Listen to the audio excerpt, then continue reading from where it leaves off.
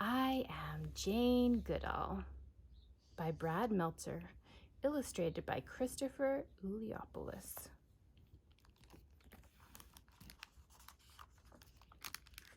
I am Jane Goodall. On my first birthday, my father bought me a cuddly toy chimpanzee named Jubilee. Jubilee, meet Jane. I love Jubilee. I mean it, loved. I used to carry Jubilee with me everywhere. As I got older, when I'd line up all my toys to play teacher, Jubilee was the one who had his own chair. Okay, class, who knows what rabbits like to eat? Yes, Jubilee? Correct as always. I didn't just love my toy chimpanzee, though. I loved all animals, even the earthworms I found in the garden. Did you bring the earthworms inside the house? Don't worry, Mom. They're safe as can be, right under my pillow. My mom told me the worms would be safer in the garden, so we took them outside and buried them back in their home. At 5 years old, I was curious to learn how chickens lay eggs, so I crawled into my grandmother's hen house to watch. At first, all the hens were scared of me. Then I decided to crouch in the corner. If I had moved, the hens would have run away. I was patient, though. Finally, after all the hours of waiting, I saw what I was looking for. The hen gave a little wiggle and plop, there was an egg. Where were you? You've been missing for so long. We sent out a search party. You'll never believe where eggs come from. It was my first research project. In addition to animals, I also loved nature. I named the chestnut tree Nookie and the beech tree Beech. Beech was my favorite. Thank you, Beech, for letting me read up here. Oh, that was another thing I loved, reading. Back then, my family didn't have a lot of money. To get books, we went to the library. When I was 7 years old, I got a book that would change my life. It was called The Story of Dr. Doolittle. I read it once, then read it again, then read it a third time before it had to go back to the library. It was about a man who could talk to animals. In the book, there was a parrot who says that if you want to learn how animals talk, you need the power of observation. But what I remember most is the part where Dr. Doolittle and his animal friends are being chased and they come to a cliff. How are we ever to get across?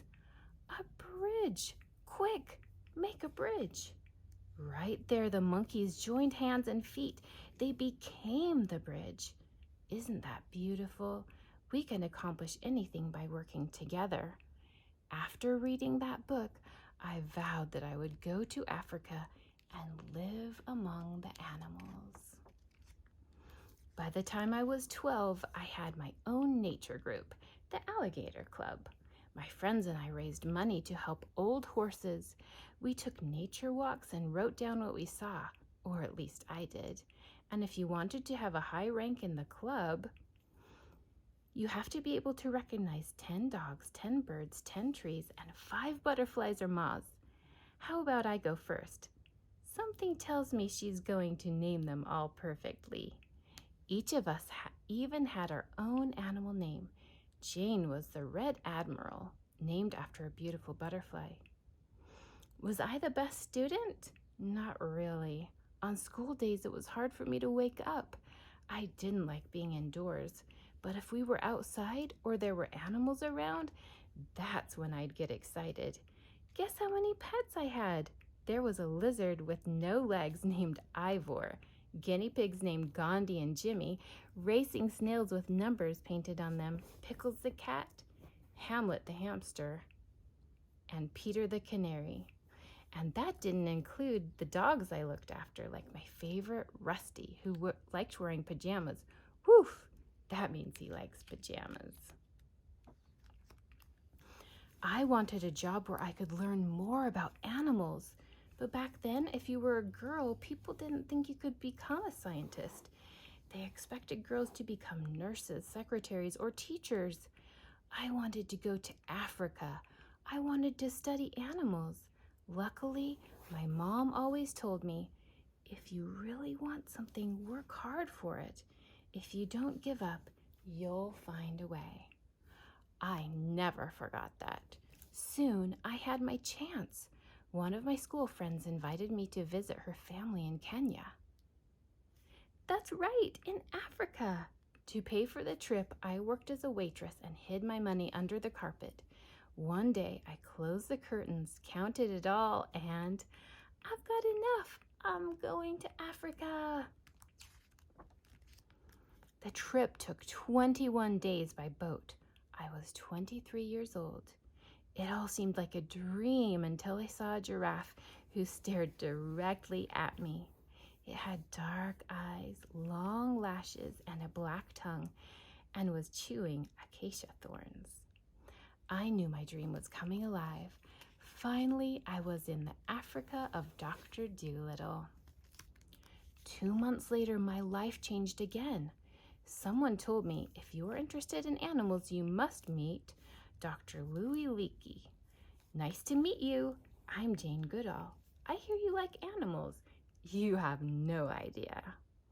Dr. Leakey was an anthropologist, which means he studied how humans live, and also a paleontologist, which means he studied fossils and bones.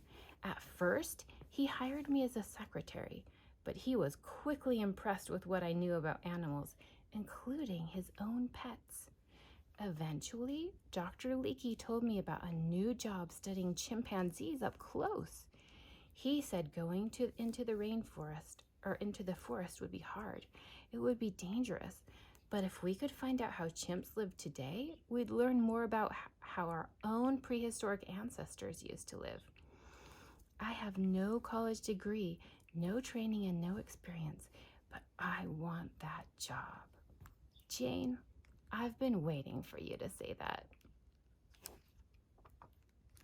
For a year, I read everything I could about chimpanzees. They're always observed in a lab. No one has studied them in the jungle where they actually live. I was also told that women couldn't be alone in the forest. They said I needed a guide, plus a companion. My mom offered to come. I was ready. I knew you wouldn't give up. I'll never forget the day, July 16th, 1960, the day I first set foot in what is today Gombe National Park in Tanzania, Africa. At 20 years old, I had finally made it to the home of chimpanzees. It was a place that would change my life.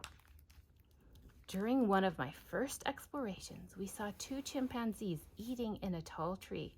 They noticed us and ran away. The next day, we didn't see any chimps. There were no chimps the day after that either. For months, I tried to get close, but they kept running away. Then I started going alone, just me. I'd go to a high area called the Peak and look down with my binoculars. This was my secret. Be patient. Learn about how they lived. Slowly move closer and closer. In time, I saw that the chimpanzees would hang out in groups of 6 or fewer. The female chimps would be with the children. The male chimps would be with one another. These weren't mindless animals. This was a community. Still, it took nearly a year before I could get within 100 yards of the chimpanzees. One day, I came back to camp and found out one of the male chimpanzees took our food, including your bananas. Fantastic! That means they're not scared of me now. I bet he'll be back tomorrow. The next day, I waited. There were no chimpanzees in sight. Then, at 4 p.m., I heard a rustling noise by my tent. It was the large male chimpanzee with a thick beard, David Graybeard. That was the name I gave him. Back then, people told me there was a certain way to study animals, that I shouldn't give the chimpanzees names. They said animals were supposed to have numbers, not names. Why? They thought animals didn't have personalities or emotions. They thought that if we gave them names, we'd start pretending they were like us. But that's what no one realized. They were like us. That day, David Graybeard took my nuts and my bananas. A month later, he took one from my hand. Even later, out in the forest, he slowly approached me and checked to see if I had a banana in my pocket. It was one of my proudest moments, having the other chimpanzees now understand that I wasn't a threat. I was their friend. They were mine. Over time, by seeing the chimpanzees as individuals, I could truly understand them. Who wants another banana? David was calm, though he liked getting what he wanted. It's okay, pal, calm down. Goliath was easily excited. William was shy, and Flo was a strong mother, always bringing her daughter and son. As I watched, I learned one of the coolest things of all. One day, I saw David Graybeard stripping leaves from a twig, then sticking the twig into a termite mound. He wasn't just using the twig as a tool, he had made that tool. Before that, scientists thought only humans could make tools. There was no doubt that these animals were intelligent. Every night, I'd write in my journal about what I observed, and every day I saw chimpanzees doing the same things we do, holding hands, tickling, kissing, even patting backs to reassure each other. The more I observed, the more I learned.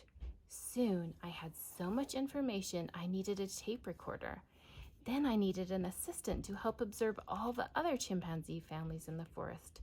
6 years later, what started with a notepad and binoculars became a full research center. Now I was the one in charge. Isn't it wonderful? Look what we can build together. Today, thanks to our work in Tanzania, the whole world knows that animals have their own personalities and complex relationships.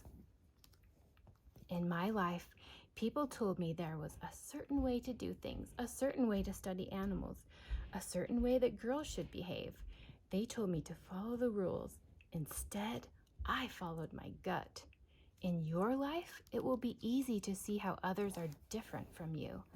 But there's so much more to gain if you instead see how alike we all are. All of us, all living things, share so much. We have so many things in common. When we realize that and look out for each other, that's the most beautiful way to live together. Today, Dr. Goodall's work has grown, reminding people everywhere that we all share this earth every day. When we protect the planet, we protect each other. Even now, along with the Jane Goodall Institute, she's working to save endangered species, including her beloved chimpanzees, while also taking care of our environment. With more than 150,000 groups of young people in 130 plus countries, the Roots and Shoots Network connects youth of all ages who share a desire to create a better world. Give them a call. You can be an environmentalist too. Want to work with animals one day? Watch your favorite animals and see what they do. Make notes, read books about them. They're so much like us. I am Jane Goodall, and I see so much that we have in common. Watch, observe, be patient. I'll teach you this. We don't own this earth. We share it. Listen to the feelings in your heart. We are responsible for the animals around us. We must take care of them. When one of us is in trouble, be it human, creature, or nature itself, we must reach out and help. When we do, we build a bridge that will carry all of us. You cannot get through a single day without having an impact on the world around you. What you do makes a difference, and you have to decide what kind of difference you want to make. Jane as a toddler with Jubilee, Jane with Dr. Leakey, Jane with David Greybeard, early 1960s, Jane with Roots and Shoots members.